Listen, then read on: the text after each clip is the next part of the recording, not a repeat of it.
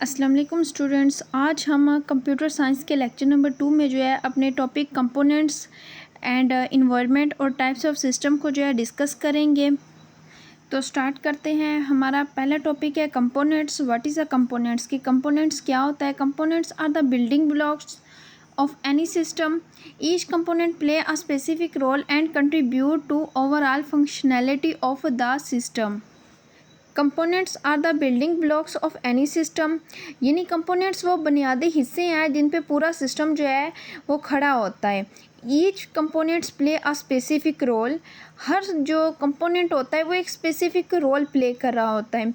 और कंपोनेंट्स और पार्ट किसी भी सिस्टम के जो है वो सही तरीके से काम करते हैं तो जो सिस्टम है वो भी स्मूथली रन करता है। अगर एक भी पार्ट जो है वो ख़राब हो जाए, वो काम करना छोड़ जाए, तो जो सिस्टम है वो पूरा सिस्टम डिस्टर्ब हो जाता है। For example computer system. अब कंप्यूटर सिस्टम के जो है वो कंप्यूटर के तमाम पार्ट्स कंपोनेंट्स जो हैं वो मिलके काम करते हैं। हार्डवेयर, सॉफ्टवेयर, ये तमाम पार्ट्स क्या करते हैं, मिलके काम करते हैं, तो ही एक जो है वो कंप्यूटर सिस्टम जो है वो चलता है। इसी तरह अगर हम कार की एग्जांपल लेते हैं तो कार में इंजन, टायर, ब्रेक्स, ये तमाम जो है ये कार के कंपोनेंट्स हैं, उसके पार्ट्स हैं, ये मिलकर काम करेंगे तो ही जो है वो सिस्टम चलेगा। अगर इसका एक भी पार्ट जो है वो काम करना छोड़ जाए तो सिस्टम नहीं चलेगा। ये जो जितने भी पार्ट्स होते हैं, कंपोनेंट्स होते हैं किसी भी सिस्टम में, ये स्पेसिफिक रोल प्ले कर रहे होते हैं किसी भी सिस्टम को रन करने में।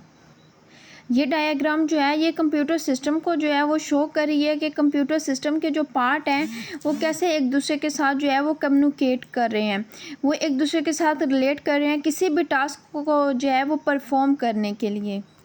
डायग्राम को समझते हैं। डायग्राम में सबसे पहले हमें क्या दिया हुआ है, इनपुट वो डेटा है जो हम कंप्यूटर को देते हैं माउस, कीबोर्ड और स्कैनर के थ्रू। ये जो डेटा होता है ये सीपीयू में भेजा जाता है, सीपीयू की तरफ भेजा जाता है इसे प्रोसेस करने के लिए। इसके बाद है सीपीयू यानी सेंट्रल प्रोसेसिंग यूनिट, इसको ब्रेन ऑफ कंप्यूटर भी कहते हैं। और इस यहाँ पे जो है ये सीपीयू में दो मेन चीज़ें जो हैं दिखाई गई हैं, एक है कंट्रोलर यूनिट और दूसरी है प्रोसेसर। कंट्रोलर यूनिट जो है ये कंप्यूटर की ट्रैफिक पुलिस है, हर इंस्ट्रक्शन को कंट्रोल करता है और बताता है कि ये डेटा जो है ये कहाँ जाना है और इसे कैसे प्रोसेस जो है ये डेटा होगा। हमारे पास दूसरा जो है वो है प्रोसेसर। इसमें दो चीज़ें हैं, एक है रजिस्टर्स और दूसरा है कॉम्बिनेशनल लॉजिक यानी अर्थमेटिक लॉजिक यूनिट। रजिस्टर जो है ये छोटी और फास्ट मेमोरी होती है जो डेटा को टेम्परेरीली स्टोर करती है जब सीपीयू जो है वो प्रोसेसिंग कर रहा होता है, और ये शॉर्ट टाइम जो है ये मेमोरी जो है इसको स्टोर करती है। और प्रोसेसर में जो है कॉम्बिनेशनल लॉजिक जो है ये मैथमेटिकल ऑपरेशन जो है ऑपरेशन करती है, यानी सब्ट्रैक्शन, मल्टीप्लिकेशन और डिवीजन जो है इसको परफॉर्म करती है।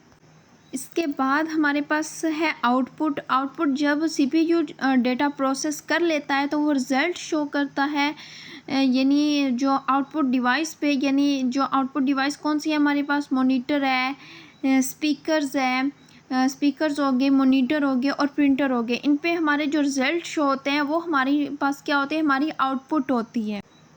इसके बाद जो है लास्ट में है हमारे पास मेन मेमोरी जो है ये यानी रैम, ये हमारे पास जो है ये एक टेम्परेरी मेमोरी होती है। यहाँ पे कंप्यूटर जो है वो उस टाइम तक रखता है सीपीयू जब तक वो प्रोसेसिंग कर रहा होता है, जब तक इसकी जो है वो ज़रूरत होती है। जैसे ही हमारा जो है कंप्यूटर की जो है अगर टास्क कंप्लीट कर ले, यानी हम कंप्यूटर ये तब तक ही मेमोरी रहती है जब तक कंप्यूटर ऑन हो, और जैसे ही कंप्यूटर जो है वो ऑफ होता है तो ये मेमोरी ऑटोमेटिकली जो है वो डिलीट हो जाती है। इसे हम टेम्परेरी मेमोरी भी कहते हैं। नेक्स्ट है हमारे पास environment. The environment of a system include everything external to the system that interacts with it consist of external factor affecting the system performance and behaviour by providing inputs and receiving output.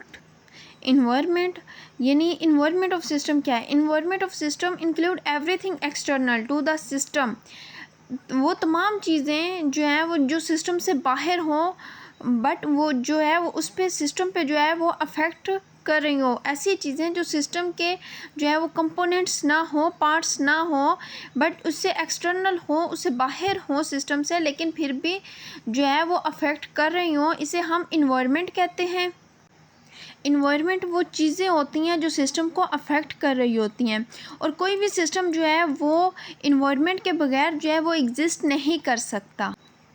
For example school system. अब school system में जो है वो environment कैसे affect करता है, for example जो है पेरेंट्स, सोसाइटी और गवर्नमेंट पॉलिसीज़, ये तमाम चीज़ें क्या है, ये स्कूल से बाहर हैं, बट ये भी जो है ये स्कूल सिस्टम पे जो है ये अफेक्ट कर रही हैं।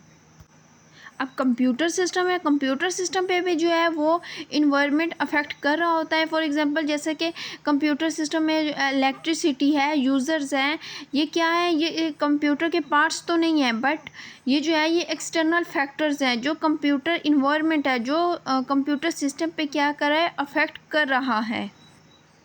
Static environment, the environment remain unchanged unless the system provides an output. Static environment वो होता है जो टाइम के साथ जो है वो चेंज नहीं होता। इसमें जो है हालात और फैक्टर्स क्या होते हैं, हमेशा कांस्टेंट रहते हैं। फॉर एग्जांपल जैसे कि हमने अभी एग्जांपल देखी है स्कूल की, जैसे कि उसमें पेरेंट्स, गवर्नमेंट पॉलिसीज़ और ये जो क्या कर रही थी, ये अफेक्ट कर रही थी, टाइम के साथ क्या कर रही थी, एक स्कूल सिस्टम पे जो है वो अफेक्ट कर रही थी। इसी तरह अब स्टैटिक में क्या होता है, स्टैटिक में जो है टाइम के साथ जो है ये रिमेन अनचेंज्ड होती हैं। जैसा कि फॉर एग्जांपल जो स्कूल की बिल्डिंग है वो सेम ही रहेगी। ये हमारे पास किस चीज़ की एग्जांपल है, स्टैटिक इन्वायरमेंट की है। अब नेक्स्ट देखते हैं डायनामिक इन्वायरमेंट। डायनामिक इन्वायरमेंट क्या होता है, the environment can change independently of the system output. Dynamic environment जो है वो होता है जो टाइम के साथ साथ जो है वो चेंज होता रहे। जैसे कि हमने स्कूल की एग्जांपल से देखते हैं, जैसे कि जो स्टूडेंट्स हैं उनकी परफॉर्मेंस जो है वो वक्त के साथ साथ बदलती रहेगी। ये हमारे पास क्या है, ये हमारे पास डायनामिक इन्वायरमेंट है।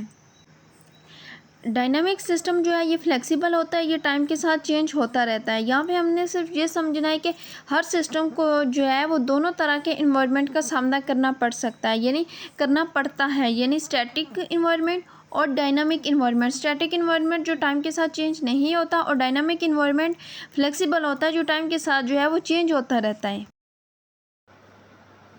इसके बाद है डिटर्मिनिस्टिक सिस्टम और नॉन डिटर्मिनिस्टिक सिस्टम। अब डिटर्मिनिस्टिक सिस्टम क्या होता है, deterministic system is characterised by its fully known and predictable behaviour. Deterministic system में जो है हमें हर एक्शन का जो है वो रिज़ल्ट पहले से पता होता है। हम अपने जो सिस्टम को है जो भी इनपुट देते हैं तो हमें पता होता है कि अब आउटपुट हमें क्या मिलेगी। आउटपुट जो है वो सेम रहती है, यानी 2 + 2 = 4। यानी आप जितनी बार भी कंप्यूटर में आप रन करते हैं 2 + 2 = क्या आएगा, 4 आएगा। ये हमारे पास क्या कहलाता है, ये डिटर्मिनिस्टिक सिस्टम कहलाता है। Non-deterministic system. A non-deterministic system is characterized by inherent uncertainty and randomness.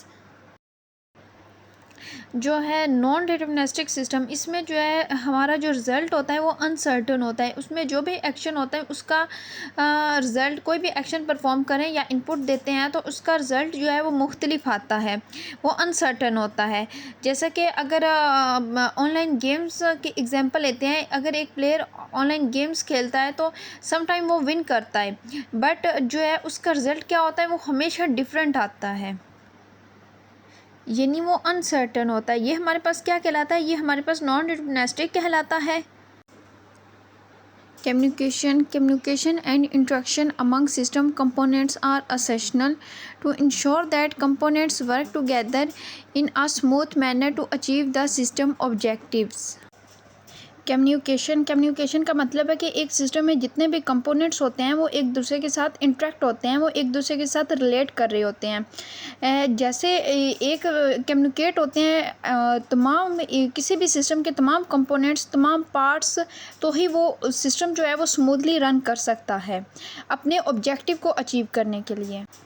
यहाँ पे हमें 2 एग्जांपल दी गई हैं। एक है कि CPU कम्युनिकेट विद मेमोरी, यानी CPU जो है वो मेमोरी के साथ कम्युनिकेट करता है। वो क्यों कम्युनिकेट करता है, वो डेटा स्टोर करने के लिए जो है वो कम्युनिकेट करता है। दूसरी एग्जांपल जो है वो बायोलॉजिकल सिस्टम की दी गई है। बायोलॉजिकल सिस्टम में क्या है, बायोलॉजिकल सिस्टम में जो है ब्रेन की एग्जांपल दी गई है। ब्रेन सेंड करता है सिग्नल्स को मसल्स की तरफ किसी भी मूवमेंट के लिए। तो तमाम अगर ह्यूमन बॉडी की भी बात करें तो तमाम जो इसके पार्ट होते हैं वो एक दूसरे के साथ कम्युनिकेट होते हैं, एक दूसरे के साथ रिलेट कर रहे होते हैं। System interaction with the environment. System constantly interact with their environment through input and output. For example, a weather monitoring system receives data from environment sensor and provides weather status and forecast. In computing, computer communicate with peripheral devices. In biology, animals interact with plant and other animal, forming a food chain. System interactions with the environment. Her system जो है वो अपने environment के साथ interact करता है। कोई भी जो सिस्टम है वो अपने इन्वायरमेंट के बगैर जो है वो एग्जिस्ट नहीं कर सकता। वो इन्वायरमेंट के साथ इंट्रैक्ट करता है, उससे इनपुट लेता है और वहाँ पे जो है वो आउटपुट देता है।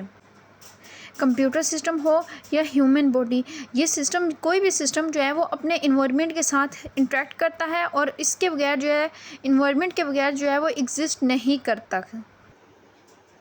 Thank you so much students. आज हमारा जो था कंप्यूटर का सेकंड लेक्चर था जिसमें हमने अपना टॉपिक कंपोनेंट्स और इन्वायरमेंट को डिस्कस किया है। नेक्स्ट लेक्चर में हम इंशाल्लाह टाइप्स ऑफ सिस्टम को डिस्कस करेंगे और इसके अलावा मैंने तमाम जितनी भी जो थी एग्ज़ाम से रिलेटेड इम्पोर्टेंट डेफिनेशंस वो सारी मैंने यहाँ पे स्लाइड्स पे शो की हैं। आप चाहें तो आप अपनी बुक पे जो है वो हाईलाइट कर सकते हैं। आज जो टॉपिक डिस्कस किए हैं इनमें अगर आपको कोई समझ नहीं आया तो आप कमेंट बॉक्स में पूछ सकते हैं। और आपको अगर ये वीडियो जो है वो हेल्पफुल लगी है तो आप इसे लाइक करें और मेरे चैनल को जो है वो सब्सक्राइब कर लें। Thank you so much and Allah हाफिज़।